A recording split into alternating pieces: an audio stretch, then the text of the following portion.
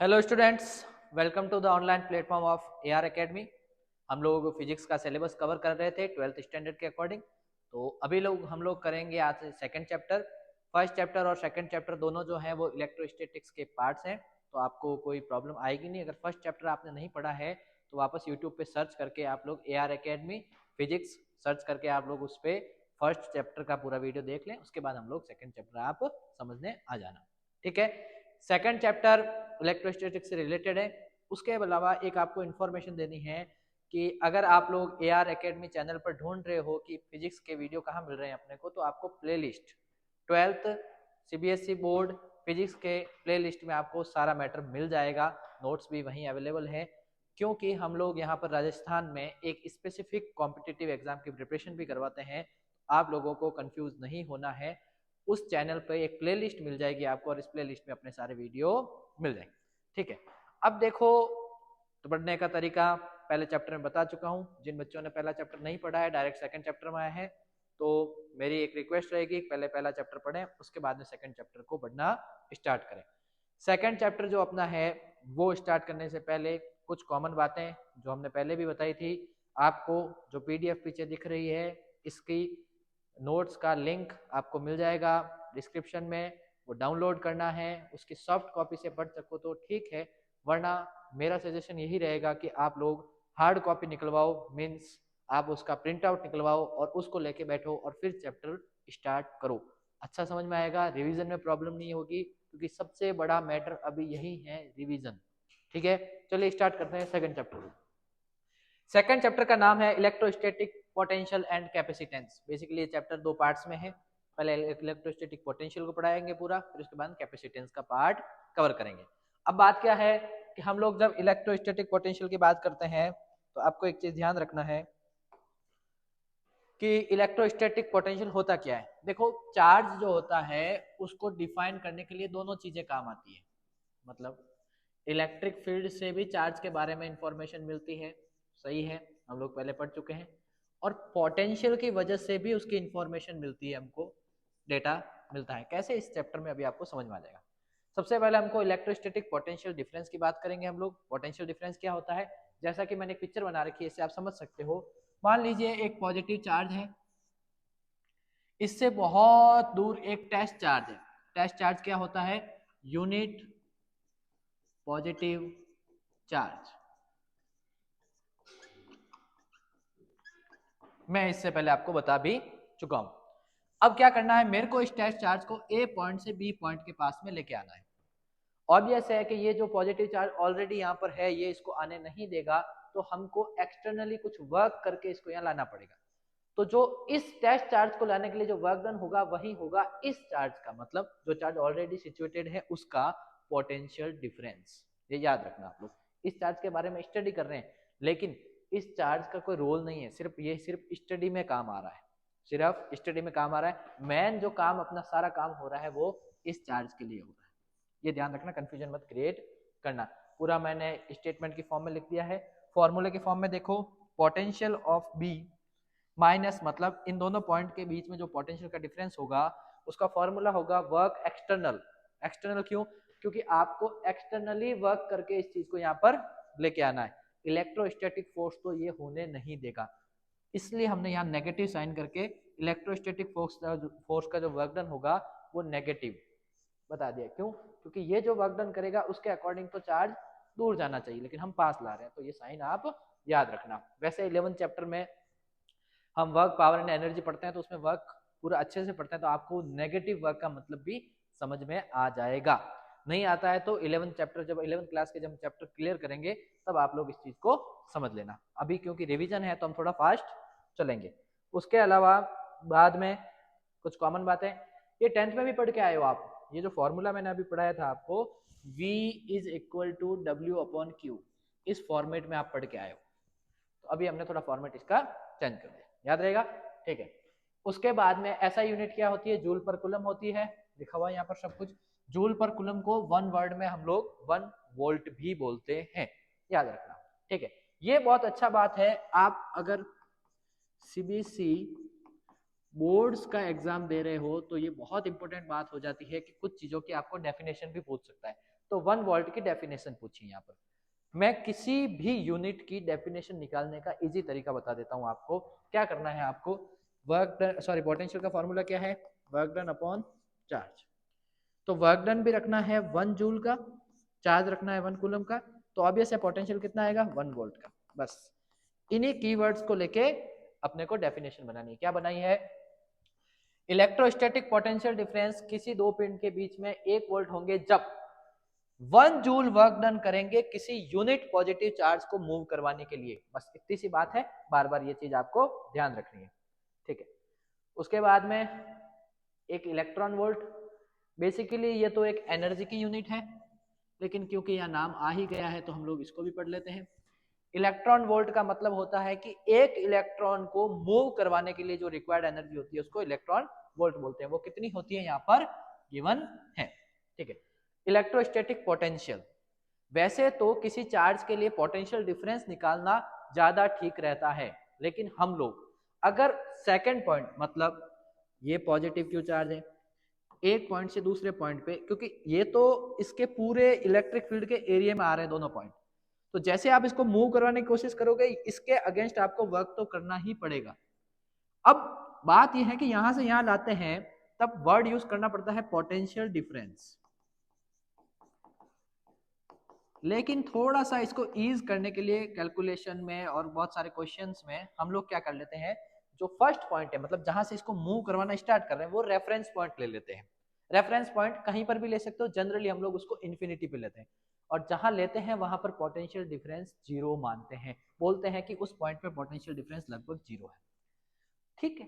तो अब second point का ही पोटेंशियल आ गया, मतलब अब आप एक गिवन पॉइंट का पोटेंशियल बता सकते हो without using the word potential difference, ठीक है। चलिए ये फॉर्मूला वापस बन जाएगा, कोई बात नहीं सर, ये ए नहीं है बेटा, सॉरी ये बी है, ठीक है, कुछ चेंजेस कर देना। उसके बाद में हमारे पास में आगे आती है बात कुछ इंपॉर्टेंट पॉइंट्स। पहला, जो वर्क डन होगा वो एक्सटर्नल एजेंट वाला ही कंसीडर होगा। रीजन क्या है, देखो हमको करने से क्या है, आप चाहो तो इलेक्ट्रोस्टैटिक वाला भी कंसीडर कर सकते हो, कैलकुलेशन बड़ी उल्टी चली जाएगी, मतलब नेगेटिव, हर बार नेगेटिव और पॉजिटिव साइन का ध्यान रखना पड़ेगा। हम लोग जो बोर्ड्स की एनसीईआरटी बुक को फॉलो करते हैं उसमें यही किया गया है कि जो एक्सटर्नल एजेंट है उसी को ही कंसीडर किया गया है। ये एक्सटर्नल एजेंट और इलेक्ट्रोस्टैटिक फोर्स ये दोनों है क्या सर, देखो क्या है, ये पॉजिटिव चार्ज है, इसके पास आप टेस्ट चार्ज को मूव करवाना चाह रहे हो, इसके अकॉर्डिंग तो ये कभी नहीं चाहेगा कि ये चार्ज यहाँ आए, ये इसके अगेंस्ट फोर्स लगाएगा, मतलब आपको इस चार्ज के अगेंस्ट वर्क डन करना पड़ेगा, वो होगा इलेक्ट्रोस्टैटिक वर्क डन। लेकिन जो हम लोग एक्सटर्नली फोर्स लगा रहे हैं उसी की डायरेक्शन में उसको मूव करवा रहे हैं, इसलिए जो हम लोग फोर्स लगा रहे हैं उसके हिसाब से पॉजिटिव वर्क डन आएगा। क्यों, क्योंकि फोर्स की और डिस्प्लेसमेंट की डायरेक्शन सेम है, तो हम एक्सटर्नल एजेंट की डायरेक्शन ही कंसीडर करेंगे, ठीक है। चलिए सेकंड बात, ये भी 11th की बात है, आप लोगों को पता है इलेक्ट्रोस्टैटिक फोर्स जो है वो कंजर्वेटिव फोर्स है, मतलब पाथ डिपेंडेंट नहीं होता है। ये देखो पाथ इंडिपेंडेंट है, मतलब पाथ कुछ भी हो जाए बी पॉइंट से ए पॉइंट तक लाने के लिए जो वर्क डन होगा वो सेम रहेगा। कंजर्वेटिव वर्ड को अगर आपको समझना है फिर वही कहूंगा, जैसे ही 11th की प्लेलिस्ट तैयार हो उसमें आप रिवीजन कर सकते हो। अभी टाइम कम है लेकिन मैं कोशिश करूंगा कि दिसंबर या जनवरी फर्स्ट वीक में आपका सारा 11th और 12th का मैटर ऑनलाइन प्रोवाइड करवा दें, ठीक है। उसके बाद में टेस्ट चार्ज जो होता है वो बहुत छोटा होना चाहिए, मतलब उसका इलेक्ट्रिक फील्ड जो होता है बहुत कम, नेग्लिजिबल होना चाहिए, नहीं तो क्या होगा वो इन्फ्लुएंस करेगा आपकी स्टडी को, ठीक है, याद रखने वाला डेटा है। इसके बाद में आगे बात करते हैं मोस्ट इंपोर्टेंट बात, न्यूमेरिकल में भी काम आती है और थ्योरी में भी काम आती है, और अच्छे अच्छे क्वेश्चंस यहां से बनाए जा सकते हैं। पॉजिटिव चार्ज जो होते हैं वो हमेशा high potential to low potential flow करते हैं, और जो नेगेटिव चार्ज होते हैं वो low potential to high potential flow करते हैं, दैट्स ऑल।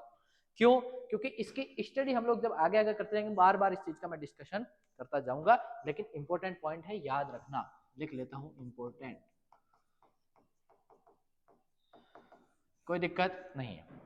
अब ऑब्वियस है सर ये तो 10th में भी पढ़ा था हमने, कौन सा formula, V is equal to W upon Q, क्योंकि अब हम लोग इस चैप्टर में आने से पहले फर्स्ट चैप्टर में जो फोर्स लगता है चार्जेस के बीच में उसके बारे में भी स्टडी कर चुके हैं, वर्क डन क्या होता है वो भी हम लोग स्टडी कर चुके हैं 11th में।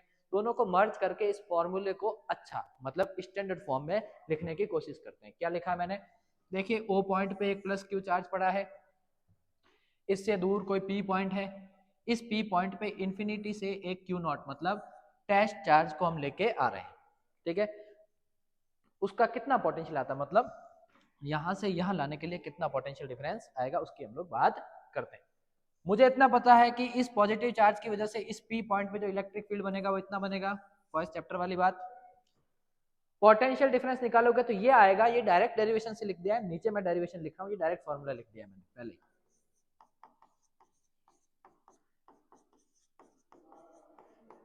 नीचे मैं इसका डेरिवेशन आपको क्लियर कर रहा हूं। पहली चीज ऑब्वियस है, क्यू नॉट को अगर यहां लाने की कोशिश करोगे तो फोर्स क्या होगा, इलेक्ट्रिक फील्ड की उल्टी डायरेक्शन में होगा। ऑब्वियस है, इलेक्ट्रिक फील्ड इधर, फोर्स इधर, तो क्या हो गया, force is equal to minus q naught into E, minus का साइन रख दिया। अब हम लोगों को वर्क डन निकालना है, सॉरी, तो वर्क डन का फॉर्मूला 11 से याद करो, फोर्स इंटू डिस्प्लेसमेंट। तो पहले तो स्मॉल डिस्टेंस के लिए निकालते हैं, तो हमने सारी वैल्यूज पुट की। उसके बाद इक्वेशन को इंटीग्रेट कहाँ से करना है, इन्फिनिटी से, क्योंकि सेकंड पॉइंट का लिया है इन्फिनिटी और फर्स्ट पॉइंट लिया आर डिस्टेंस पे। वैल्यूज पुट की, इसका इंटीग्रेशन किया, 1/r² का इंटीग्रेशन आपको पता है -1/r होता है। पुट कर देंगे, जैसे ही पुट करेंगे सारी, उसके बाद में इनकी लिमिट्स पुट करेंगे। लिमिट्स पुट करने के बाद में क्योंकि ये टर्म तो जीरो हो गएगी, वापस प्लस माइनस जो भी ऐड करेगा आपके पास में वर्क डन का फॉर्मूला आ जाएगा क्यू नॉट 4πε0 इंटू आर। देखो कुछ बच्चे कंफ्यूज हो रहे हैं कि सर ये तो ऐसे होना चाहिए के क्यू नॉट अपॉन आर, ठीक है ना, के की जगह 1/4πε0 लिखा जा सकता है ना, सेम ही बात है। अब पोटेंशियल डिफरेंस निकालने का फॉर्मूला वापस 10th क्लास में जाऊंगा, बिल्कुल ये 10th के अकॉर्डिंग है, ये हमने प्रीवियस में अभी पढ़ रखा है। रख दिया मैंने, work external upon Q not, values put की वर्क एक्सटर्नल की, तो जो भी काटने के बाद में अपने पास में ये वैल्यू, मतलब ये पोटेंशियल का फॉर्मूला आ गया for the P point due to the point charge plus q. अब हम लोगों को एक चीज यहाँ पर और ध्यान रखनी है, क्या ध्यान रखनी है कि एक सीक्वेंस बन रहा है। देखो आपको याद करने की ट्रिक बना दूं, हमने जब फोर्स पढ़ा तो उसमें फॉर्मूला कैसे था, के क्यू नॉट अपॉन आर। उसके बाद हमने इलेक्ट्रिक फील्ड पढ़ा, फॉर्मूला क्या बना, के क्यू अपॉन आर। अब हम पोटेंशियल पढ़ रहे हैं तो फॉर्मूला क्या बन रहा है, के क्यू अपॉन आर। मतलब पहले यहाँ से माइनस क्यू नॉट, मतलब क्यू नॉट कम कर दिया, फिर यहाँ पर हमने एक डिस्टेंस, ट्रिक है वैसे, फॉर्मूला भी है ये, इसको फॉर्मूले के फॉर्मेट में लिख सकते हैं, लेकिन अभी आप एज ए ट्रिक याद रखना है कि फोर्स, इलेक्ट्रिक फील्ड और पोटेंशियल में कैसे आपको सीक्वेंस बना है, याद रखने के लिए ट्रिक अच्छी है। दूसरी बात, अगर वेक्टर फॉर्म में लिखना हो, हालांकि ये ऐसे ही लिख दिया है क्योंकि वेक्टर फॉर्म नहीं थी ये थी फॉर कॉमन कंडीशन। उस केस में जो सेकंड आपका पॉइंट है वो इन्फिनिटी पे नहीं होगा, क्योंकि पोटेंशियल तो स्केलर क्वांटिटी है, तो वेक्टर फॉर्म में लिखने का कोई मतलब ही नहीं है, तो ये मैंने इस फॉर्मेट में लिख दिया, कुछ नहीं है। तो सेकंड पॉइंट आप इन्फिनिटी रखते थे उसको क्यू पॉइंट मान लिया, जीरो नहीं किया इस बार, ठीक है। मोस्ट इंपॉर्टेंट, बोर्ड्स का एग्जाम दे रहे हो तो आप लोगों को ग्राफ्स अच्छे से आना चाहिए, कॉन्फिडेंस भी बढ़ता है और क्वेश्चन कहीं से भी आ जाए इजीली कर सकते हो। देखो पोटेंशियल डिफरेंस डायरेक्टली प्रोपोर्शनल है 1/r के, और इलेक्ट्रिक फील्ड डायरेक्टली प्रोपोर्शनल था 1/r² के। तो पोटेंशियल जो इलेक्ट्रिक फील्ड का जो ग्राफ है वो ज्यादा ड्रॉप होगा, जीरो नहीं करना है, ये गलती से जीरो हो गया, जीरो आपको नहीं करना है, ये बस ऐसे टच करके निकाल।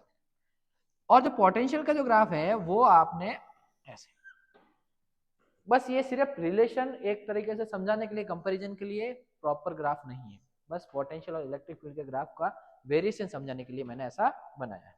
पोटेंशियल का ग्राफ में थोड़ा सा ड्रॉप आपको कम दिखाना है और इलेक्ट्रिक फील्ड में थोड़ा ज्यादा दिखाना। चलिए उसके बाद में आगे बढ़ते हैं हम लोग।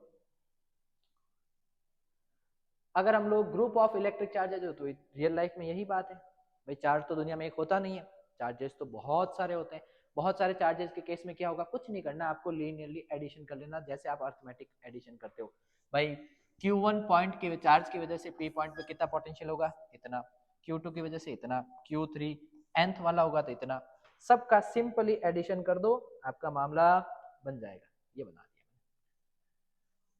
ये कैसे लिखते हैं ये मैं फर्स्ट चैप्टर में बार बार बता चुका हूँ, बार बार बताने की जरूरत अब नहीं है क्योंकि रिवीजन कर रहे हैं हम लोग। जल्द ही आप लोगों के लिए लाइव क्लास अरेंज करेंगे, फर्स्ट चैप्टर से स्टार्ट होंगे और प्रीवियस ईयर के क्वेश्चन पेपर भी सॉल्व करेंगे। उसके लिए आपको इंफॉर्मेशन दे दी जाएगी, आप कनेक्ट होना। आपको सारे प्रीवियस ईयर के 2020 से हम स्टार्ट करेंगे, फिर धीरे धीरे पीछे 19, 18, 17 ऐसे चलते जाएंगे। ठीक है। उसके बाद में इलेक्ट्रिक डाइपोल आप लोगों को पता ही। हाँ, एक इंपॉर्टेंट बात, जो भी आप चार्ट लिखो उनके साइन के साथ में लिखना, मतलब प्लस और माइनस के साथ, क्योंकि पॉजिटिव और माइनस से डायरेक्शन का उल्टा सीधा मामला हो जाएगा, तो यहाँ प्लस माइनस का ध्यान रखना। ठीक है। चलिए, electric potential difference due to electric dipole. अब आता है डाइपोल की वजह से, क्योंकि डाइपोल तो पहले भी पढ़ा था, ऐसा ही डाइपोल होता है, सेंटर से एल डिस्टेंस पे माइनस क्यू। हाँ, माइनस क्यू हमेशा लेफ्ट में लिखना है, ये याद रखना, प्लस क्यू हमेशा राइट में लिखना है। जरूरी है? नहीं जरूरी है, लेकिन आप लोगों की जो एनसीईआरटी की स्टडी है वो इसी तरीके से है, तो फिर वही कहूंगा, सिंबल्स उल्टे हो जाएंगे, सारी कैलकुलेशन उल्टी हो जाएगी as the purpose of direction, बाकी तो सब सेम ही रहेगा। ठीक है। और डाइपोल मोमेंट पिछली बार बता चुका हूं। अब मैंने सेंटर से एक्स डिस्टेंस पे एक पी पॉइंट लिया है और मेरी इच्छा है कि इन दोनों चार्जेस की वजह से यहाँ कितना पोटेंशियल आता है। पोटेंशियल मतलब समझ रहे हो ना आप, किसी चार्ज को अगर उठा के इस पॉइंट पे लाना हो तो कितना वर्क डन करना पड़ेगा पॉइंट चार्ज को, टेस्ट चार्ज को। तो ये बात करते हैं हम लोग, तो दोनों का ऐड करते हैं, प्लस क्यू वाला माइनस क्यू वाला। प्लस क्यू वाले की वजह से ये बनेगा के क्यू एक्स माइनस एल, ये डिस्टेंस याद रहेगी आपको भाई। अगर यहाँ से यहाँ डिस्टेंस निकालनी है तो एक्स में से एल माइनस कर दो, और पूरी निकालनी है तो एक्स प्लस एल कर दो। उसके बाद में नीचे जो फॉर्मूला लिख रखा है आपको पता ही है, ए स्क्वायर माइनस बी स्क्वायर का फॉर्मूला है, ये पुट कर दो। यहाँ पर जो आपका Q इंटू 2L है, ये तो डाइपोल मोमेंट को मैग्नीट्यूड से मतलब है, हम लोग मैग्नीट्यूड ही लिखेंगे, ये मैग्नीट्यूड ही लिखा है मैंने। ठीक है। और उसके बाद में x जो है वो बहुत बड़ा होता है L से, क्योंकि जो L है डाइपोल की वो बहुत शॉर्ट डिस्टेंस होती है। शॉर्ट डिस्टेंस की वजह से हम लोग क्या करेंगे, इसको 0 ले लेंगे, वैल्यूज पुट करेंगे, अपना वी नेट आ जाएगा। ठीक है। उसके बाद में, और यहाँ यह भी ध्यान रखना, यहाँ पर जो एक्चुअली अपना जो आएगा वो हमेशा सिमेट्रिकल होगा। कैसे होगा वो क्वेश्चन से मैं करवा दूंगा आपको। ग्राफ याद रहेगा, क्यों? क्योंकि यहाँ पर जो पोटेंशियल डिफरेंस है वो 1/r² को फॉलो कर रहा है। इलेक्ट्रिक फील्ड का फॉर्मूला क्या था फॉर द डाइपोल, ये था, याद रखना। कंपेरेटिव स्टडी से हमेशा डेटा याद रहते हैं। ठीक है। उसके बाद में हमारे पास में आ गया बाइसेक्टर वाला। बाइसेक्टर मतलब इक्वेटोरियल पर, इक्वेटोरियल मतलब मिड पॉइंट पे अगर कोई हम लोग एक्सिस बनाए तो उस पर क्या होगा। इसमें बहुत अच्छी बात है, सबसे इजी डेरिवेशन है, यहाँ से सेम डिस्टेंस है, साइन के साथ में जैसे ही आप वैल्यूज रखोगे ये तो सब मामला 0 हो जाएगा। लेकिन इक्वेटोरियल पर इलेक्ट्रिक फील्ड तो आता है, कितना आता है, kp/x³, लेकिन पोटेंशियल 0 होता है। इसका मतलब यहाँ पर एक इक्विपोटेंशियल सरफेस भी बनती है जिसपे पूरे पे 0 0 0 0 पोटेंशियल होता है। अगर कोई दे रखा है पॉइंट थीटा, तो थीटा एंगल पर कोई पॉइंट दे रखा है तो उस केस में कैसे करेंगे, मतलब इसको हम लोग ये भी बोलते हैं कि रैंडम पॉइंट। क्यों हमको एक्सियल पे लेना है या फिर इक्वेटोरियल पे लेना है? अगर रैंडम पॉइंट पे होगा तो क्या होगा, रैंडम पॉइंट पे ये पी पॉइंट है, इसका जो एंगल बन रहा है इस दोनों डाइपोल से वो थीटा एंगल बन रहा है। एक्चुअली में थीटा एंगल डाइपोल से नहीं कहते हम लोग ये कहते हैं माइनस क्यू से प्लस क्यू की डायरेक्शन में एक डाइपोल मोमेंट बन रहा है। क्या बन रहा है? Dipole moment. इस डाइपोल मोमेंट से इस जो पॉइंट है उसकी डायरेक्शन थीटा एंगल पे है। ठीक है।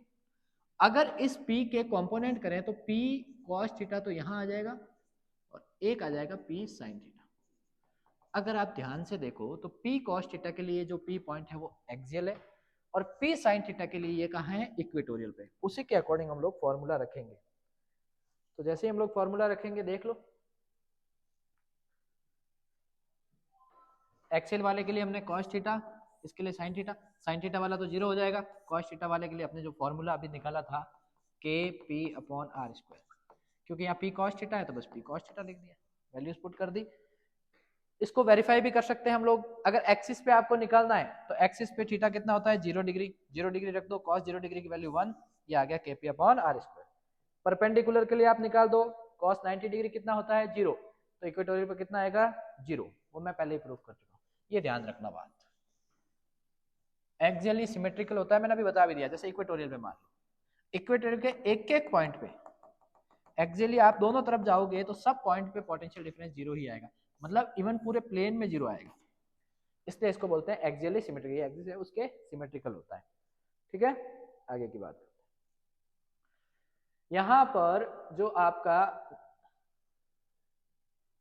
एक मिनट, ये पेज ऊपर नीचे हो गया है, एक पेज है ये, इस पेज के बाद में ये पेज है। ठीक है, ये मैं आपको उसमें पीडीएफ में कन्वर्ट करके दे दूंगा, अभी ध्यान रखना, पहले ये पेज है 9th, वो पेज बाद में आएगा। ठीक है, ये पेज क्या कहता है, अब हमको इलेक्ट्रिक फील्ड और पोटेंशियल के बीच में रिलेशन निकालना है। निकालते हैं, सबसे अच्छा और इजी डेरिवेशन है, इलेक्ट्रिक फील्ड और पोटेंशियल के बीच में रिलेशन। क्या रिलेशन है, पॉजिटिव चार्ज पड़ा है, पी पॉइंट पे हमको इलेक्ट्रिक फील्ड भी निकालना है और पोटेंशियल भी निकालना है, क्यू नॉट चार्ज को ओ पॉइंट से हम लोग लेके आएंगे। ऑब्वियस है, आर डिस्टेंस पे इलेक्ट्रिक फील्ड इतना बनेगा, पोटेंशियल इतना बनेगा। रिलेशन के हिसाब से जाए तो थोड़ा सा डेरिवेशन करना पड़ेगा हमको, बहुत इजी डेरिवेशन है। एक चीज आपको यहाँ याद रखनी है कि जो डायरेक्शन ऑफ इलेक्ट्रिक फील्ड होती है वो हमेशा हाई टू लो पोटेंशियल होती है, मतलब इलेक्ट्रिक फील्ड हमेशा हाई पोटेंशियल, जैसे बैटरी की फॉर्म में देखें तो जो बड़ी लाइन आप बनाते हो सिंबॉलिक फॉर्म में और नेगेटिव, ये होता है पॉजिटिव चार्ज या नेगेटिव, या फिर ये भी बोल सकते हैं ये हाई पोटेंशियल और ये लो पोटेंशियल। तो हमेशा इलेक्ट्रिक फील्ड की डायरेक्शन ऐसे बनती है। ठीक है, यही मैंने यहाँ पर लिख रखा है, मतलब डायरेक्शन जो होती है वो डिक्रीजिंग पोटेंशियल की तरफ चलती है इलेक्ट्रिक फील्ड की। इससे क्या होगा, अगर हम लोग OP work done electric field के अकॉर्डिंग वर्क डन देखें तो क्योंकि नेगेटिव डायरेक्शन में जा रहा है इलेक्ट्रिक फील्ड, तो यहाँ पर minus F into D are, और फोर्स का फॉर्मूला क्या होता है क्यू नॉट चार्ज के लिए Q naught into electric field रख दिया। और अगर अकॉर्डिंग टू पोटेंशियल जाए तो वर्क डन का फॉर्मूला होता है Q naught into potential difference, मतलब डी वी। दोनों को इक्वेट किया तो अपने पास में एक फॉर्मूला बन के आ गया नीचे, E is equal to minus d V upon d r. Minus क्या शो कर रहा है, माइनस ये शो कर रहा है कि जो इलेक्ट्रिक फील्ड है वो नेगेटिव डायरेक्शन में जाएगा, जैसे जैसे पोटेंशियल डिफरेंस कम होगा इलेक्ट्रिक फील्ड उसी डायरेक्शन में अपने आप को फ्लो करवाएगा। इसका जो अगला पार्ट है वो यहाँ पर है, वो तो आपको नोट्स में तो मैं करेक्ट कर दूंगा। क्या लिखा हुआ है, negative sign shows that the direction of electric field is the direction of decreasing potential. उसके बाद में मोस्ट इंपोर्टेंट क्वेश्चन ऑब्जेक्टिव में पूछ सकते हैं आप, क्या कहता है, एक चीज आपको याद रखनी है कि ये जो minus d V upon d r है, देखो किसी भी फिजिकल क्वांटिटी के नीचे अगर डिस्टेंस से कंपेयर किया उसको तो उस चीज को बोलते हैं ग्रेडियंट, क्योंकि ये पोटेंशियल को डिस्टेंस के साथ कंपेयर किया तो हम लोग बोलते हैं पोटेंशियल ग्रेडियंट। तो मतलब जो इलेक्ट्रिक फील्ड होता है वो एक तरीके से पोटेंशियल ग्रेडियंट को भी शो करता है। एक चीज यहाँ और लिख रखी है कि इलेक्ट्रिक फील्ड जो होता है वो potential per unit displacement, potential per unit displacement हो गया उसको शो कर रहा है। देख लो ये पोटेंशियल और डिस्टेंस से डिवाइड कर देंगे तो पर यूनिट डिस्प्लेसमेंट आ जाएगा। ठीक है, चलिए आगे चलते हैं हम लोग। अब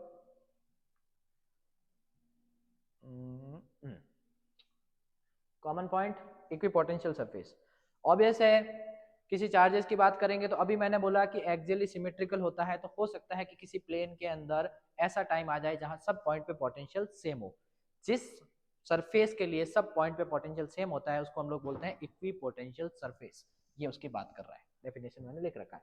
ये कुछ आपको कॉमन इक्विपोटेंशियल सरफेस है ये पूछ सकता है, जैसे कि पॉइंट चार्ज के लिए होते हैं स्फेरिकल, 3D में हम लोग देखें तो 3D में देखें तो क्या है, इक्विपोटेंशियल सरफेसेज स्पेयर होते हैं फॉर द पॉइंट चार्ज, ये याद रखते हैं। पॉइंट चार्ज के लिए क्या होते हैं, स्पेयर होते हैं।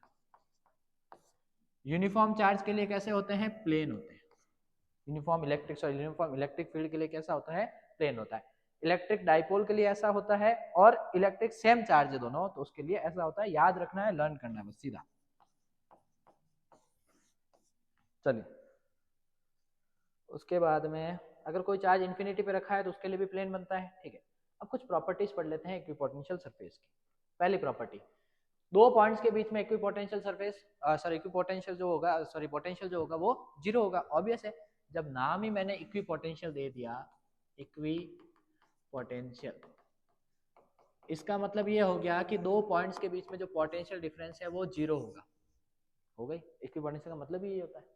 इक्विपोटेंशियल सरफेस एक दूसरे को कट नहीं करती, क्योंकि जहां कट करेगी वहां इलेक्ट्रिक फील्ड की दो डायरेक्शन होगी, जो पॉसिबल नहीं है। अगर कहीं पर क्लोजली है, बहुत पास पास है, जैसे इक्विपोटेंशियल सरफेस है, इसका मतलब वहां स्ट्रॉन्ग इलेक्ट्रिक फील्ड है। कैसा इलेक्ट्रिक फील्ड है? स्ट्रॉन्ग इलेक्ट्रिक फील्ड है। ठीक है। और अगर आप लोग इक्विपोटेंशियल सरफेस पे चार्ज को एक पॉइंट से दूसरे पॉइंट पे ले जाना चाहते हो तो वर्क डन नहीं करना पड़ेगा। क्यों? फॉर्मूले से भी समझ सकते हैं भाई, ये तो आप जीरो मान रहे हो और इसके एक और फॉर्मूला ये होना चाहिए, वर्क एक्सटर्नल भी जीरो होगा। ऑब्वियस है, ये ध्यान रखना। इक्विपोटेंशियल सरफेस जो होता है ना, उसके हर पॉइंट पे इलेक्ट्रिक फील्ड की डायरेक्शन परपेंडिकुलर होती है। वाइस वर्सा भी बोल सकते हो कि इलेक्ट्रिक फील्ड जो होता है वो परपेंडिकुलर होता है या इलेक्ट्रिक फील्ड के परपेंडिकुलर होती है इक्विपोटेंशियल सरफेस। दोनों बातें ठीक है। क्यों? क्योंकि इस चार्ज के लिए फोर्स तो ऐसे निकलेगा, इलेक्ट्रिक फील्ड भी मतलब ऐसे ही है। इलेक्ट्रिक फील्ड ऐसे हैं तो पोटेंशियल सरफेस हमेशा ऐसे उसके परपेंडिकुलर बनानी है। फॉर्मूले से भी मैंने डेराइव किया है कि अगर हम लोग एफ डी एक्स, क्योंकि एक पॉइंट से दूसरे पॉइंट में जाने में वर्क डन कितना होना चाहिए? जीरो। तो कॉस थीटा कितना आया? 90 डिग्री। मतलब फोर्स और इक्विपोटेंशियल सरफेस के बीच में कितना आया? 90 डिग्री का। फोर्स उसी डायरेक्शन में लगता है जिस डायरेक्शन में इलेक्ट्रिक फील्ड होता है, मतलब इलेक्ट्रिक फील्ड भी परपेंडिकुलर होगा इक्विपोटेंशियल सरफेस से। ठीक है, चलिए। और अगर हम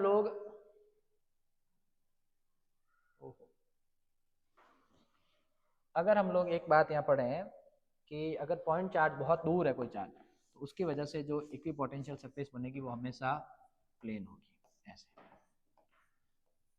ठीक है, चलिए आगे की बात करते हैं हम लोग। इलेक्ट्रोस्टैटिक पोटेंशियल एनर्जी, बहुत अच्छा टॉपिक और बहुत अच्छे अच्छे क्वेश्चन यहाँ से भी बनते हैं। एनर्जी क्यों? देखो ऑब्वियस है कि आप लोग करना क्या चाह रहे हो। एक पॉजिटिव चार्ज है, इससे r डिस्टेंस पर एक किसी चार्ज को उठा के यहाँ लाना चाह रहे हो, जो खुद आना नहीं चाह रहा। और हम लोगों को ये भी पता है कि जब किसी भी ऑब्जेक्ट की पोजीशन चेंज की जाती है, उसकी सिचुएशन चेंज की जाती है, तो उसमें एक एनर्जी स्टोर हो जाती है, उसको बोलते हैं पीई, पोटेंशियल एनर्जी। इसको अगेंस्ट वर्क करके जबरदस्ती अगर आप यहाँ पर लाओगे तो इसमें पोटेंशियल एनर्जी स्टोर होगी, उसी की हम लोग बात कर रहे हैं। तो वही बात है, ए पॉइंट से बी पॉइंट पे लेना चाहते हैं, प्लस क्यू नॉट लिख दो, टेस्ट चार्ज को लेना चाहते हैं हम लोग। ठीक है, कोई बात नहीं। वर्क डन कितना पड़ेगा? अगर एक्सटर्नल एजेंट के हिसाब से देखें तो फोर्स भी इधर, डिस्प्लेसमेंट भी इधर, तो पॉजिटिव होगा। इलेक्ट्रोस्टैटिक के हिसाब से देखें तो फोर्स इधर, डिस्प्लेसमेंट इधर, नेगेटिव होगा। दोनों को इक्वेट कर सकते हैं। अब जो वर्क डन का फॉर्मूला होता है, हम लोगों को वापस प्रीवियस क्लास में हम लोग जाएंगे तो आपको याद आएगा, वर्क डन उतना ही होता है जितना पोटेंशियल एनर्जी में डिफरेंस आता है। तो ये हो गया, जितनी पोटेंशियल, क्योंकि यहाँ काइनेटिक एनर्जी का तो गेम है ही नहीं, हम चार्ज को बहुत स्लो स्लो लेके आते हैं, तो काइनेटिक एनर्जी में तो वेस्टेज होने वाला ही नहीं है। तो जो भी वर्क डन हुआ है वो उनकी पोटेंशियल एनर्जी को चेंज करने में ही हुआ है। ये 11th क्लास का टॉपिक है। खत्म बात। तो हमारे पास में वर्क डन निकालने का फॉर्मूला इस चैप्टर के हिसाब से तो Q इंटू डेल्टा भी है। ठीक है, तो Q और V भी माइनस V की जगह हम लोग ये फॉर्मूले से रख देंगे फोर्स की जगह। तो अपने पास में तो मैं थोड़ा डायरेक्ट लिख लिया है, आप लोगों को थोड़ा मैं समझा देता हूँ क्या है। देखो फोर्स का फॉर्मूला क्या होगा? K Q upon R square. ठीक है, यहाँ से Q जो है इस वर्क डन में एक Q, जो Q से Q तो क्या जाएगा? कट जाएगा। सॉरी, एक मिनट उल्टा लिख दिया।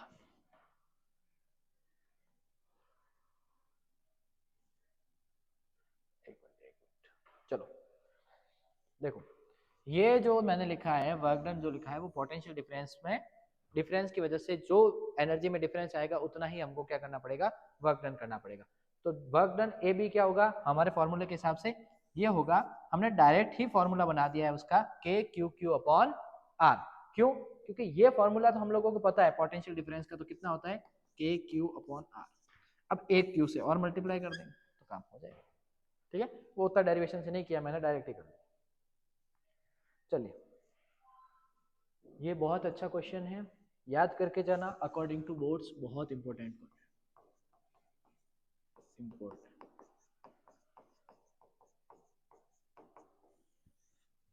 For the system of charges, अब मान लो बहुत सारे चार्जेस, तो उस केस में वर्क डन या पोटेंशियल एनर्जी में कितना डिफरेंस आएगा। देखो इसमें एक आपको थोड़ा सा केस स्टडी करना पड़ेगा, तब आपको अच्छे से समझ में आएगा। इसकी पूरी मैं स्टोरी आपको बताता हूँ। देखो सबसे पहले मैंने इन्फिनिटी से एक Q1 चार्ज लाया, मुझे कोई वर्क डन नहीं करना पड़ेगा। क्यों? क्योंकि ऑलरेडी इस पूरे सिस्टम में कोई चार्ज है ही नहीं, तो किसके अगेंस्ट वर्क करूं, करना ही नहीं पड़ेगा। लेकिन जब मैं Q2 को लेके आऊंगा तब मुझे Q1 के अगेंस्ट वर्क डन करना पड़ेगा, और जब मैं Q3 को लेके आऊंगा उस केस में क्या होगा, मुझे Q2 और Q1 दोनों के अगेंस्ट वर्क डन करना पड़ेगा।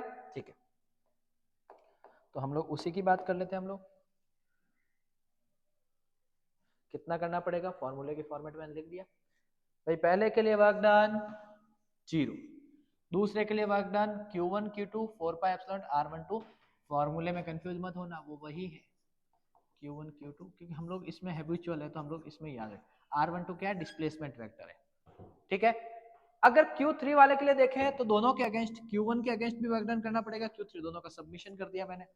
अब तीनों को ऐड करेंगे तो ऐड करने से क्या फॉर्मूला बनता है, ऐसा लगता है कि कोई बड़ी बात नहीं है, फॉर्मूले की प्रोग्रेस तो ये है, लेकिन अगर आप डायरेक्ट देखोगे तो ये देखिएगा क्या है सर, अगर Q1 चार्ज भी है, Q2 है और Q3 है, मतलब तीनों के लिए फॉर्मूला बनाना है, तो Q1 Q2 लिखूंगा एक बार Q2 Q3 और एक बार Q1 Q3। सही है, ऐसा भी याद रख सकते हो, लेकिन एक सीक्वेंस भी आप याद होना चाहिए कैसे ये बना है।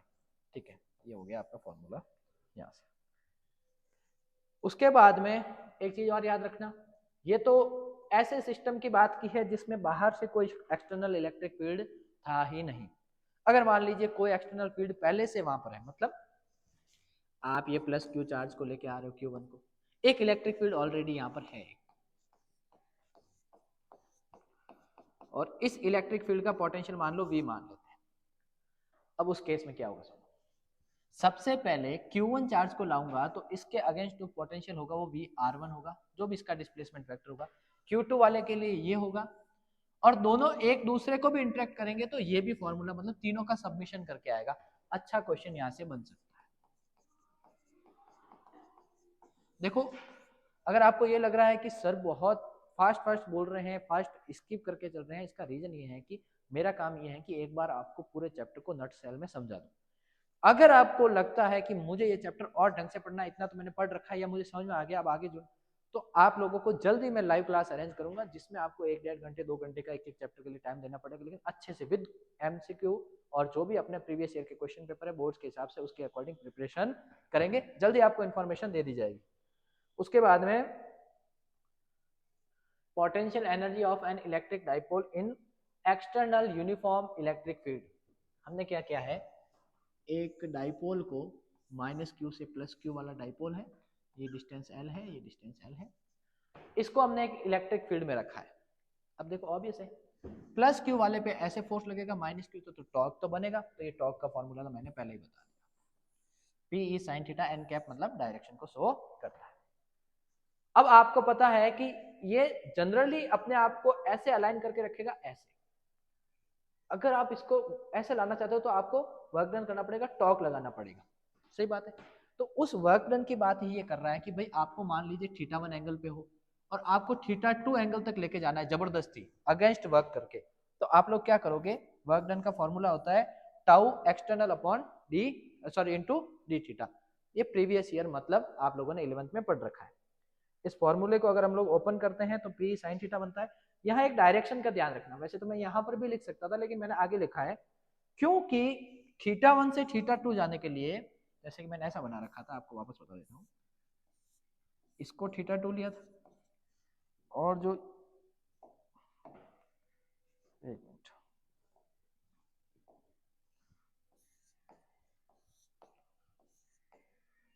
इस एंगल को मैंने θ1 लिया था और इस एंगल को मैंने θ2, सॉरी वापस उल्टा बना दिया, जल्दबाजी हो गई।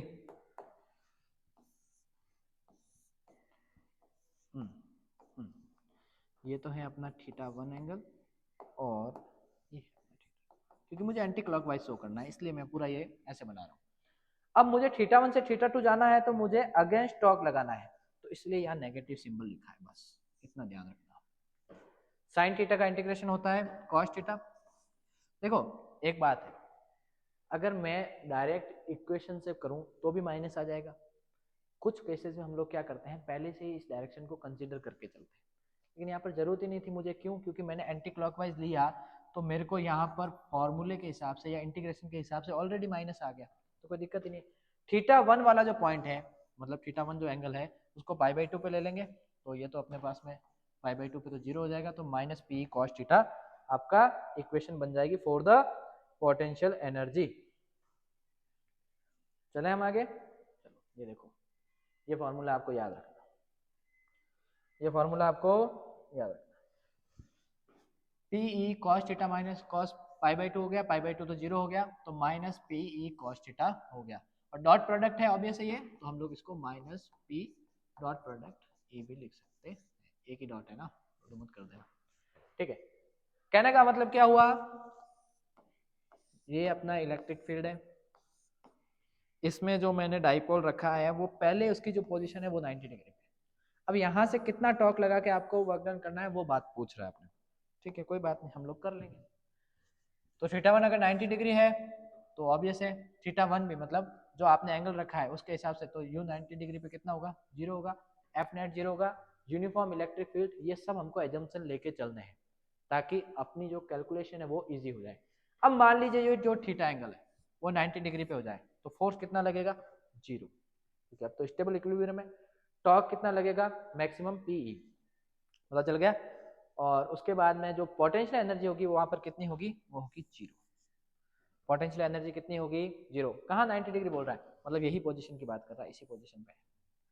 अगर 0 डिग्री पे लेके आ जाते हो आप लोग, मतलब उसको घुमा के 0 डिग्री पे, तो वहां पर टॉर्क तो लगेगा नहीं अब, क्योंकि टॉर्क के लिए तो गुंजाइश खत्म हो चुकी है, क्योंकि अलाइन हो गया है इलेक्ट्रिक फील्ड के साथ में, इलेक्ट्रिक फील्ड, और इसी के साथ में हमने डाइपोल भी रख दिया, तो सेम डायरेक्शन में हो गया, तो यहाँ पर तो टॉर्क तो जीरो। लेकिन जो इसके लिए जो आपके पास में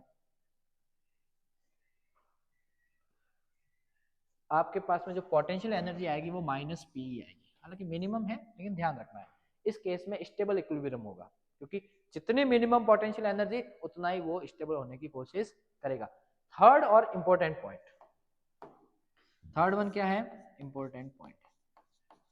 कैसे इंपॉर्टेंट है, आपको ध्यान रखना है कि इस पॉइंट में हमें लगना है theta is equal to 180 degree, torque तो जीरो हो जाएगा कोई बात नहीं, लेकिन जो इक्विलिब्रियम है वो अनस्टेबल है। क्यों? क्योंकि पोटेंशियल एनर्जी अब मैक्सिमम है, अगर उसको मौका मिला, देखो ये कैसे हुआ है, इस केस को ध्यान से सुनो, ये देखो, अब ये जो है ये माइनस क्यू तो इधर आ गया, प्लस क्यू है, इसका अलाइनमेंट होना चाहिए था माइनस क्यू इधर और प्लस क्यू इधर, और थोड़ा सा भी इसको धक्का लगा तो ये उल्टा बदल के ऐसा हो जाएगा, माइनस क्यू इधर और प्लस क्यू। इस टाइम इसमें मैक्सिमम पोटेंशियल एनर्जी है, और पोटेंशियल एनर्जी ज्यादा होगी तो उसमें अर्ज भी ज्यादा होगी वर्क डन करने की, ये ध्यान रखना, ठीक है। कंडक्टर एंड इंसुलेटर वैसे भी पहले भी पढ़ चुके हैं, क्यों इसमें पढ़ रहे हैं, क्योंकि हमारे पास जो नेक्स्ट टॉपिक आने वाला है उसका इससे रिलेशन है। कंडक्टर क्या होते हैं, जो फिजिकली मूवमेंट को अलाउ करते हैं चार्जेस को, कंडक्टर जो नहीं करते हैं वो इंसुलेटर। अब इलेक्ट्रोस्टैटिक्स पढ़ते हैं, मतलब कंडक्टर के बारे में कुछ इंफॉर्मेशन पढ़ते हैं जो हमने अभी तक ज्यादा गौर नहीं किया है, पढ़ने की कोशिश करें, करते हैं। देखो क्या है इलेक्ट्रोस्टैटिक ऑफ कंडक्टर्स में, ये होता है कि कंडक्टर के अंदर, जैसे ये कोई कंडक्टर है, जैसे इसको चार्ज करेंगे तो हमको पता है कि सारे चार्ज कहाँ जाते हैं, सरफेस। इस वजह से मैंने एक डेरिवेशन करके भी बताया था आपको फर्स्ट चैप्टर में कि अंदर जो इलेक्ट्रिक फील्ड होगा वो भी जीरो ही होगा, तो यही बात लिखा हुआ है, पहली बात तो कि जीरो होगा इनसाइड। दूसरी क्या लिखा हुआ है, चार्ज कंडक्टर से जो भी आपकी इलेक्ट्रिक फील्ड की डायरेक्शन होगी वो हमेशा परपेंडिकुलर होगी, ये भी पहले चैप्टर में हम पढ़ ही चुके हैं, बस थोड़ा उसको क्लियरिफाई कर रहे हैं। एक्सेस चार्ज जो भी होंगे वो सारे सरफेस पे रहेंगे, ये भी देख रखा हमने। मोस्ट इंपोर्टेंट बात, अगर किसी चार्ज को यहां से यहां लाना है तो वर्क डन जीरो होगा, क्योंकि ये पूरा अंदर से इक्विपोटेंशियल होता है। जो पोटेंशियल इस सरफेस पे होगा वही पोटेंशियल इसके सेंटर पे होगा, सेम पोटेंशियल होगा। इसका मतलब क्या हो गया, यहां से यहां तक लेके आएंगे तो वर्क डन 0 होगा। ये मैंने समझा भी दिया है। इसका बहुत बड़ा फायदा है, इसका बहुत बड़ा फायदा है आपकी डेली लाइफ को लेके। मोस्ट इंपॉर्टेंट बात याद रखना, देखो बेटा जी, थंडर स्टॉर्म होता है तब आपको स्काई से चार्जेस का फ्लो बनता है अर्थ की तरफ। अब हम लोग तो क्या है, घूमने फिरने के शौकीन, बारिश हुई हम घूमने निकल गए। अब मान लीजिए थंडर स्टॉर्म की इंटेंसिटी बहुत ज़्यादा है, आप लोग कार में बैठे हो, आप लोगों को ये लगा कि यार बचने के लिए क्या करें, किसी मकान में घुस जाए, किसी पेड़ के नीचे खड़े हो जाए, कौन सा सबसे सेफ रहेगा। तो आपको आज ये क्लियर हो जाएगा कि सबसे सेफ आपकी खुद की कार ही है। अगर ऐसा कभी केस हो जाता है तो आपको ये ज़्यादा अच्छा रहेगा कि आप अपनी कार में ही बैठे रहें। रीज़न क्या है, देखो कार के अंदर, जैसे ये मान लीजिए आपके कार की बात करिए, पूरा सरफेस है और ये आपकी कार है। कार के अंदर आप देखो कि इलेक्ट्रिक फील्ड 0 है, पोटेंशियल में कोई डिफरेंस नहीं है, और without potential difference charges flow नहीं करते हैं, और चार्जेस फ्लो नहीं करेंगे तो आपको करंट लगने के चांसेस 0 हो जाएगा। तो ये सबसे बड़ी सेफ्टी है, इसको इलेक्ट्रोस्टैटिक शील्डिंग भी बोलते हैं, थंडर स्टॉर्म में काम आती है, मैंने आपको यहाँ समझा भी दी। इसी फिनोमिना को यूज करके हम लोग अर्थन प्लेट लगाते हैं, आप लोगों ने सुना भी होगा, अगर थंडर स्टॉर्म आता है तो सारे चार्जेस कहाँ चले जाएंगे, अर्थ के अंदर। ये इसी फिनोमिना को यूज, क्योंकि सारे चार्ज क्या हो जाएंगे, कंडक्टर के थ्रू बी साइड, मतलब जहाँ एंड होगा उस कंडक्टर का वहां रुकने की कोशिश करेंगे उस सरफेस पे।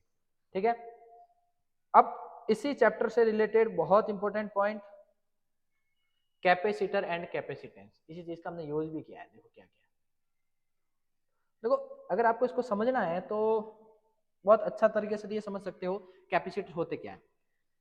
आपके घर में जो करंट आता है वो करंट बहुत कम रेंज का होता है, मतलब आपके घर में जो करंट आता है वो 15 एम्पियर की रेंज का होता है मैक्सिमम। लेकिन आपके घर में बहुत सारे इक्विपमेंट ऐसे हैं जिनको करंट चाहिए 25 टू लगाकर 50 एम्पियर का फॉर द स्टैटिक फ्रिक्शन, मतलब स्टार्ट होने के लिए।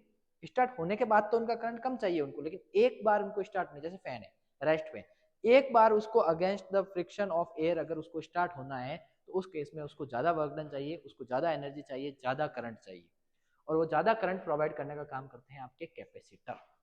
अब जानते हो, जनरल लैंग्वेज हम लोग उसको सेल भी बोलते हैं, सेल नहीं होते, वो बेसिकली कैपेसिटर ही होते हैं। अब आते हैं कैपेसिटर के आगे वाली बात, प्रिंसिपल ऑफ कंडक्टर का यूज करके हम लोगों ने क्या किया है, कैपेसिटर्स बनाए। क्या करेंगे हम लोग, देखो पहले हमने क्या किया है, एक प्लेट को चार्ज किया है पॉजिटिवली, तो ऑब्वियस है सामने वाली प्लेट क्या हो जाएगी, इंडक्शन की वजह से नेगेटिवली चार्ज हो जाएगी। अब हमने इस नेगेटिव चार्ज और उसकी जो दूसरी सरफेस है वो पॉजिटिवली चार्ज होगी, for the balancing of the charges, charges को बैलेंस भी तो करना है।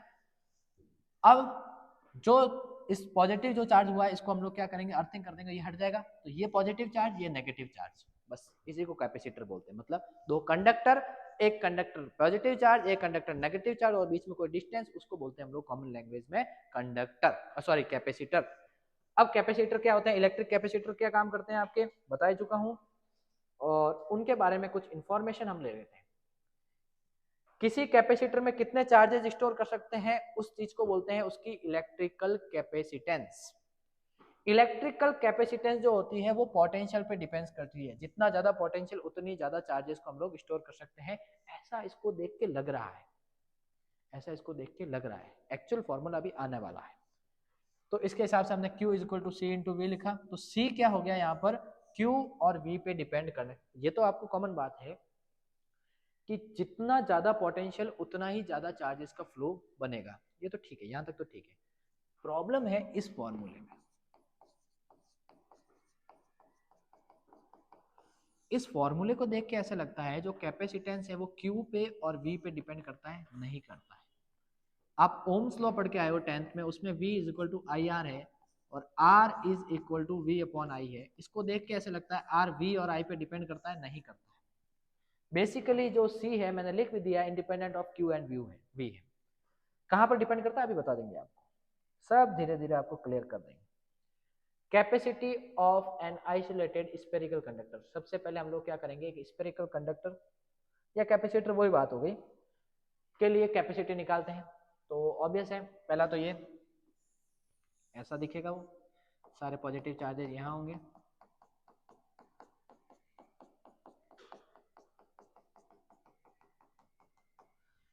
उसकी सरफेस पे या किसी भी पॉइंट पे हम लोग देखेंगे तो उसकी वजह से पोटेंशियल डिफरेंस कितना होगा, ये वही फॉर्मूला है के क्यू अपॉन आर।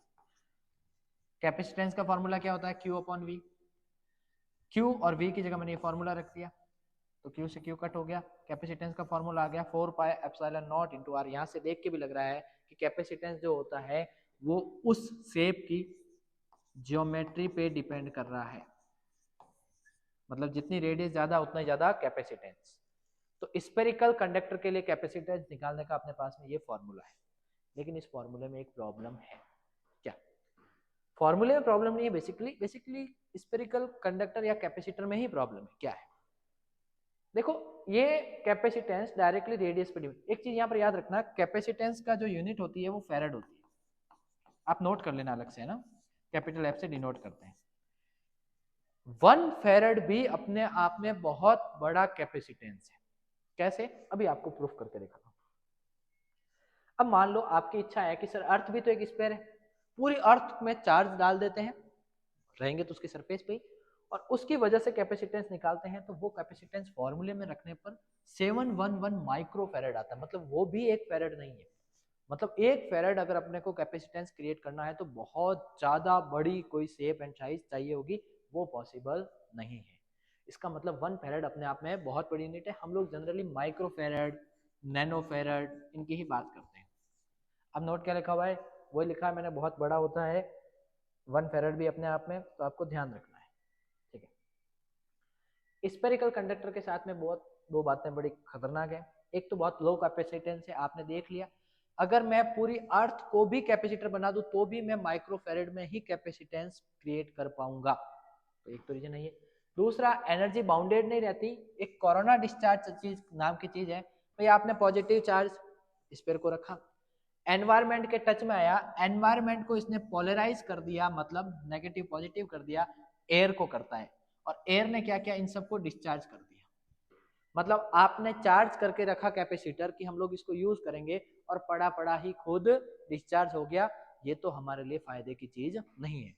तो हमने इसकी क्या रेमेडी निकाली, हमने इसकी रेमेडी ये निकाली कि हम लोगों ने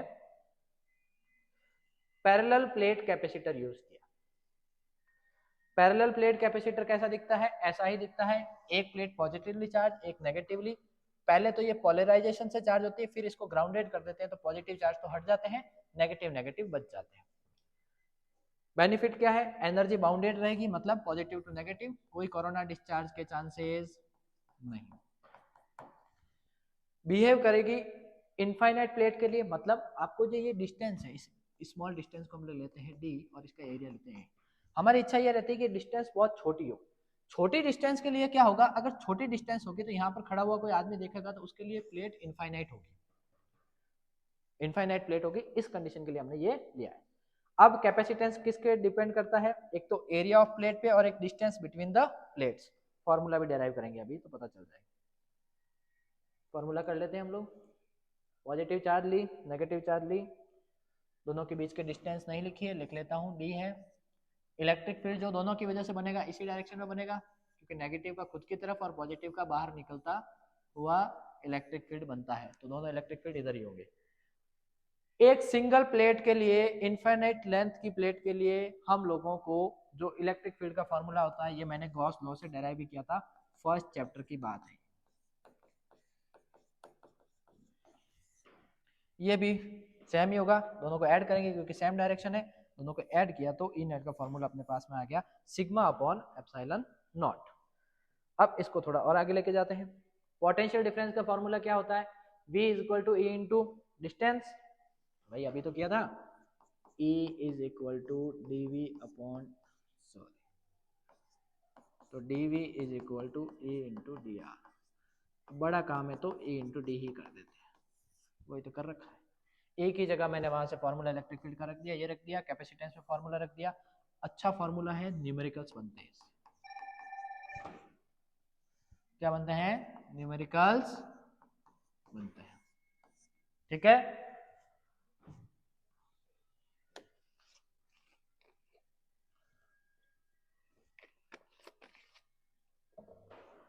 अब हम लोग यहां से भी पता चल रहा है एप्सिलॉन नॉट परमिटिविटी है, एरिया ऑफ प्लेट और डिस्टेंस बिटवीन प्लेट, मतलब फिर बात वहीं आगे कि ज्योमेट्री क्या लोगे, ज्योमेट्री एंड मीडियम पे ही डिपेंड करता है कैपेसिटेंस, चार्ज और पोटेंशियल डिफरेंस पे डिपेंड नहीं करता है।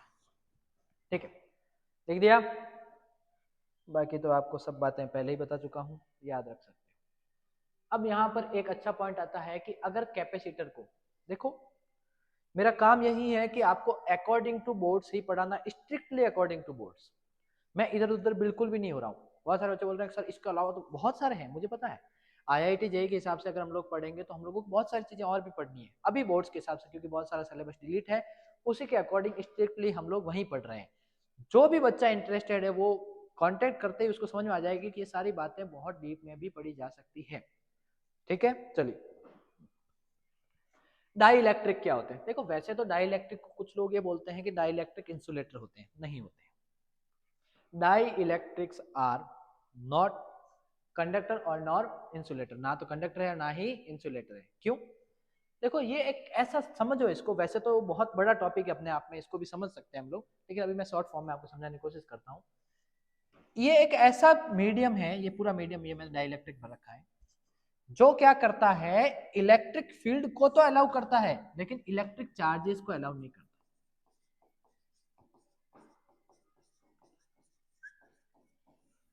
इलेक्ट्रिक चार्जेस के फ्लो को अलाउ नहीं करेगा, उनके इफेक्ट को अलाउ करेगा, मतलब इलेक्ट्रिक फील्ड को अलाउ करेगा। इस चीज को बोलते हैं डाई इलेक्ट्रिक मीडियम। ठीक है, अब डाई इलेक्ट्रिक मीडियम क्या होते हैं? डाई इलेक्ट्रिक मीडियम के साथ एक प्रॉब्लम है, आप लोगों ने जैसे ही उसको किसी कैपेसिटर के बीच में डाला, ये खुद का एक इलेक्ट्रिक फील्ड बना लेंगे ऑपोजिट डायरेक्शन में। जिस डायरेक्शन में कैपेसिटर का इलेक्ट्रिक फील्ड है उसकी ऑपोजिट डायरेक्शन में इसका इलेक्ट्रिक फील्ड बन जाएगा, जिसकी डायरेक्शन ऐसे उल्टी होगी। ये पोलराइजेशन की वजह से होता है।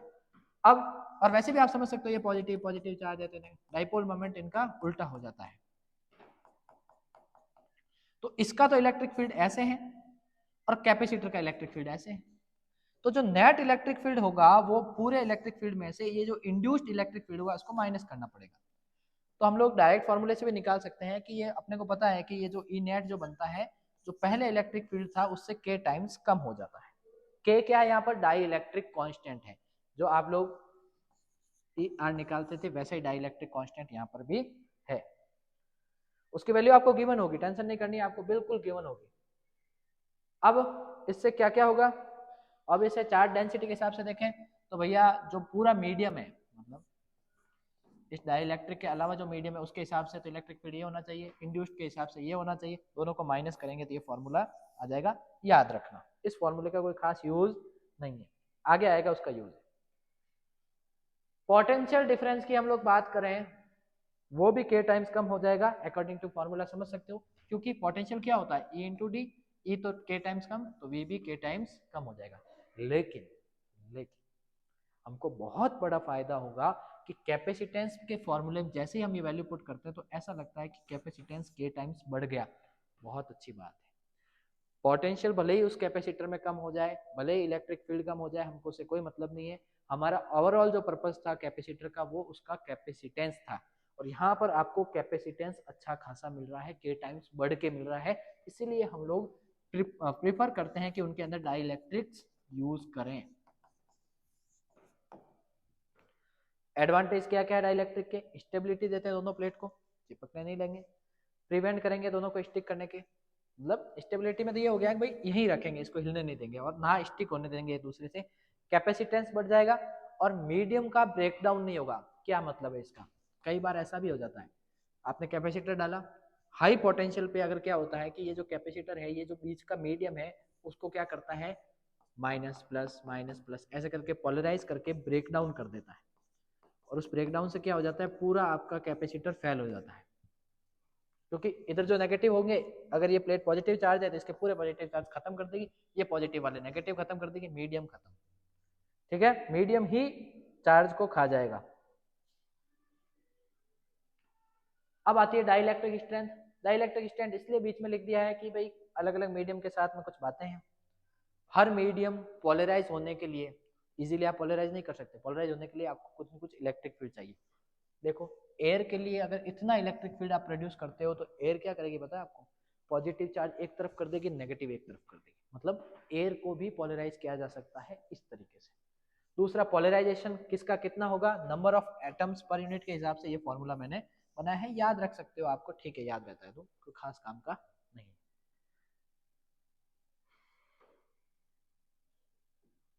चलो, अगर हम लोग पार्शियली किसी कैपेसिटर को फिल करते हैं डाई इलेक्ट्रिक से, कर दिया पार्शियली मतलब पूरा नहीं, मतलब सिर्फ टी विड्थ तक ही करेंगे, बाकी तो जो मीडियम ऑलरेडी एग्जिस्ट करता था उसी को करेंगे। तो क्या होगा? आप लोगों को पता है कैपेसिटेंस का फॉर्मूला फॉर दिस स्पेस ये हो जाएगा डेल्टा वी का फॉर्मूला इनटू डी। यहाँ पर दो इलेक्ट्रिक फील्ड है, एक तो इसके लिए और एक बाकी हुई डिस्टेंस के लिए, दोनों का फॉर्मूला रखोगे तो डेल्टा वी का फॉर्मूला ये आ जाएगा। डेल्टा वी के फॉर्मूले को कैपेसिटेंस के फॉर्मूले में रखोगे तो आपके पास में एक अच्छा फॉर्मूला आएगा। न्यूमेरिकल्स के लिए इंपॉर्टेंट है, मैंने पहले लिख रखा है, याद करने की ट्रिक भी लिखना है। जो एक्चुअल क्या कहते हैं डिस्टेंस है उन दोनों प्लेट के बीच में से, उसमें से जितने में डाइलेक्ट्रिक उसको माइनस कर देना है, प्लस टी अपॉन के। इसको एक्सटेंड भी कर सकते हैं, मान लो दो अलग अलग तरीके के डाइलेक्ट्रिक है तो आप इसको एक्सटेंड भी कर सकते हो, T1 upon K1 plus T2 upon K2 plus T3 upon K3 so on. यह समझ में आ गया? अब इससे भी इंपॉर्टेंट टॉपिक जहाँ से न्यूमेरिकल भी अच्छे बनते हैं और डायरेक्ट डेरिवेशन भी आ सकता है। तो पहले तो हम लोग डेरिवेशन के पर्पज से पढ़ लेते हैं। डेरिवेशन क्या है? Capacitor in series. अब कैपेसिटर तो ऑब्वियस है, बहुत सारे इक्विपमेंट में लग सकते हैं, तो सारा कैपेसिटेंस जो सीरीज में आ गया, देखो ये सीरीज में पहला दूसरा तीसरा, पहले वाले का कैपेसिटेंस मान लिया C1 C2 C3, तो इक्विवेलेंट इनका कैपेसिटेंस निकालना है, तीनों का मिला के कितना आएगा। यहाँ पर जो सबसे बड़ी बात निकल के आती है, ये याद रहेगा तो सब कुछ याद रहेगा। देखो चार्जेज जो यहाँ से फ्लो करेंगे वही इसको मिलेंगे, क्योंकि जितना ये पॉजिटिव होगा उतना ये नेगेटिव, जितना ये नेगेटिव उतना ये पॉजिटिव, फिर ऐसे ऐसे तीनों को अगर हम लोग देखेंगे तो ये तीनों के जो चार्जेस हैं वो सेम रहेंगे। तो याद रखना पैरेलल वाले में Q सेम रहता है, पोटेंशियल तीनों का डिफरेंट होता है। ये आप लोग रेजिस्टेंस वाले चैप्टर में, सॉरी रेजिस्टेंस वाले टॉपिक में 10th क्लास में भी पढ़ चुके हो। इसके हिसाब से पहले का पोटेंशियल कितना होगा? इतना, दूसरे का इतना, तीसरे का। कॉम्बिनेशन में क्या चीज कॉमन है? तो अगर हम लोग इक्विवेलेंट माने तो उसको क्या लिख सकते हैं? V equal to Q upon C s. ये इक्विवेलेंट मतलब पूरे के लिए अगर निकाले तो। अब तीनों का जो पोटेंशियल डिफरेंस ऐड करेंगे तो टोटल पोटेंशियल डिफरेंस आ जाएगा। तो फॉर्मूले में जैसे ही वैल्यू पुट करेंगे तो हमको एक अच्छा फॉर्मूला देखने को मिलेगा। कैपेसिटेंस के हिसाब से फॉर्मूला देखो तो 1 अपॉन सी एस का फॉर्मूला आ जाएगा, मतलब ये इक्विवेलेंट ही है तो सी इक्विवेलेंट भी लिख सकते हो आप। 1 अपॉन C1 प्लस, कहने का मतलब सर अगर हम लोग रेजिस्टेंस का फॉर्मूला देखें तो उसमें तो ऐसा था R equivalent is equal to R for the series, और यहाँ पर उल्टा है। ठीक है, इस ट्रिक से भी आप याद रख सकते हो और डेरिवेशन से भी याद रख सकते हो। ये याद रखना, आपका ऑब्जेक्टिव में ऐसा क्वेश्चन आ सकता है कि nth मतलब n नंबर्स ऑफ कैपेसिटर अगर सीरीज में ऐड करें तो क्या होगा? कुछ नहीं करना है आपको, 1 अपॉन सी है, और सर भाई एक का कैपेसिटेंस सी, दूसरे का भी सी, तीसरे का, मतलब एन टाइम ऐड करना है। तो एन टाइम ऐड करने का तरीका ये होता है, मैं पहले ही बता चुका हूँ कैसे होता है। ठीक है, रेशियो पोटेंशियल डिफरेंस का कैसा होगा ये याद रखना। मैं आपको कभी न्यूमेरिकल सॉल्व कराऊंगा तब इसका बताऊंगा भी। मतलब कैपेसिटेंस का जो रेशियो है उनका जो इनवर्स है वही होगा पोटेंशियल डिफरेंस का रेशियो। मतलब आप लोगों ने तीनों कैपेसिटेंस C1 C2 और C3 में 20 वोल्ट को डिवाइड करना है, तो आप लोग उन कैपेसिटेंस का इनवर्स रेशियो निकालो और उसी में आप लोग V1 V2 V3 को डिवाइड कर दो। मैथमेटिकल प्रॉब्लम अच्छे से समझेंगे बाद। स्पेशल केस, मान लो सिर्फ दो कैपेसिटर है तो आप डायरेक्ट फॉर्मूला बना सकते हो। अगर सिर्फ दो ही कैपेसिटर है तो आप लिख सकते हो C is equal to C1 into C2 upon C1 plus C2। कैसे हुआ बताने की जरूरत है क्या? C equivalent 1 upon C1 plus 1 upon C2, C1 into C2 C2 plus C1 1 upon C equivalent. उल्टा करेंगे तो C equivalent C1 into C2 C1 plus C2, खत्म बात। ये दोनों सेम चार्ज के हुए तो आपको डायरेक्ट अंधे होके C/2 लिखना है, 3 हुए तो C/3, 4 हुए तो C/4 डायरेक्ट। अगर पैरेलल कॉम्बिनेशन में है तो आपको एक चीज याद रखनी है, पैरेलल कॉम्बिनेशन में क्या होता है? चार्जेस तीनों में अलग अलग होंगे, क्योंकि करंट ऑब्वियस है यहाँ से निकलेगा, तीनों में अलग अलग जाएगा, तो चार्ज तीनों में अलग अलग होंगे लेकिन पोटेंशियल तीनों का सेम होगा। बस यही टर्निंग पॉइंट है, इसी को ही हम लोग टीपी बोलते हैं। तो Q1 हो जाएगा C1V, Q2 हो जाएगा C2V, Q3 हो जाएगा C3V। और टोटल निकालना हो कॉम्बिनेशन का तो ये, क्योंकि तीनों का चार्ज मिला के ही टोटल सर्किट का चार्ज होगा। फॉर्मूला में वैल्यू पुट करोगे तो आपके पास में सारी वैल्यू आ जाएगी। ये तो सर रजिस्टर वाले में सीरीज के लिए आता था, मतलब एक तरीके से मान सकते हो एक दूसरे का उल्टा है, डायरेक्ट कोई रिलेशन नहीं निकालना आपको। ये याद रखने की ट्रिक है कि रेजिस्टेंस वाले से उल्टा लिखना होता है कैपेसिटेंस वाले में। उसके बाद में n अगर है तो उन सबको सिंपली आप ऐड कर दो, C1 plus C2 plus C3, उसको शॉर्ट फॉर्म में लिखने का तरीका मैंने यहाँ बता रखा है। अब आपको न्यूमेरिकल के लिए कुछ कॉम्प्लिकेटेड सर्किल्स भी आ सकते हैं। कॉम्प्लिकेटेड सर्किट मतलब अब प्रॉब्लम ये है कि आपको कॉम्बिनेशन ऑफ कैपेसिटर के न्यूमेरिकल्स भी आते हैं अच्छे अच्छे। कॉम्बिनेशन ऑफ कैपेसिटर बहुत अच्छा टॉपिक है, क्योंकि कॉम्बिनेशन ऑफ रजिस्टर तो अपने सिलेबस से हटा दिया है। अब बात यह है कि जैसे कि मान लो एक मैंने ट्रिक लिखी है, ये कोई लिखने वाली बात नहीं है कि कहीं आप डेटा में लिख दोगे, ऐसा ही होता है, ऐसा नहीं होता है। अगर आपको बहुत अच्छी बात करनी है तो आप यहाँ पे ध्यान रखना कि जो चार्जेस का फ्लो है उसको वाटर के फ्लो की तरह कंसीडर करो। ऐसा मानो कि जैसे चार्जेस चल रहे हैं, पानी जैसे चलता है वैसे ही चार्जेस भी चलते हैं। उससे क्या अच्छा होगा अभी बताता हूँ। एक क्वेश्चन करके बताता हूँ, आपको समझ में आ जाएगा मामला क्या है। देखो मैंने एक सर्किट बनाया है, अब इसको देख के थोड़ा कॉम्प्लिकेशंस लग रहे हैं। अब आपको देखना है कि कौन सा पैरेलल में और कौन सा सीरीज में है। कुछ मतलब मानो कि यहाँ से पानी चलना स्टार्ट होगा, तो पानी के जहाँ दो हिस्से होते हैं वहाँ एक पॉइंट बना दो, क्योंकि ये पैरेलल हो गया मामला। सेम पानी के फ्लो में जो जो रास्ते में आते हैं वो सारे क्या है, वो सारे सीरीज में है।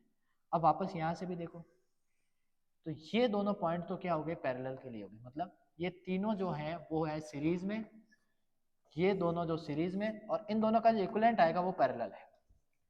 कर सकते हो, मैंने क्वेश्चन को सॉल्व भी किया है इसको। और अगर आप लोग और अच्छे से एक और देख लिया हमने, देखो इसमें क्या होगा, सेम वाली बात ही हो गई।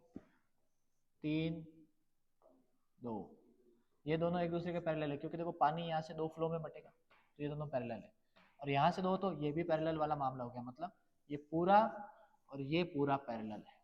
तो पहले इन तीनों को सीरीज में, इन दोनों को पैरेलल, जो भी वैल्यू आएगी इन दोनों की पैरेलल ही ऐड कर देंगे। तो अपने पास में धीरे धीरे मैंने रिवाइज सर्किट बना के, पहले मैंने क्या